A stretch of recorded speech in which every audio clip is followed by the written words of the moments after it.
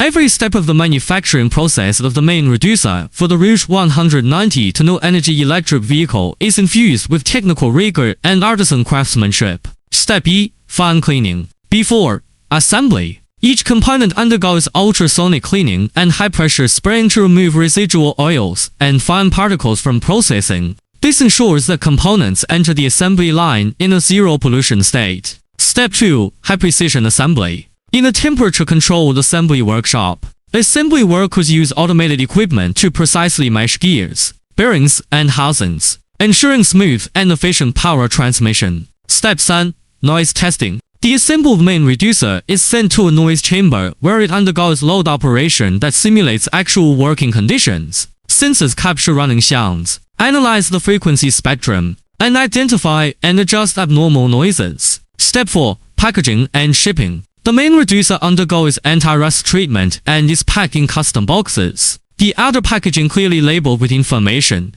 is sent to the warehouse along with quality inspection certificates. The manufacturing process of the RIUGOR 190 to main reducer guards quality with technology and achieves excellence through detail, delivering a safe and peaceful electric mobility experience to every user.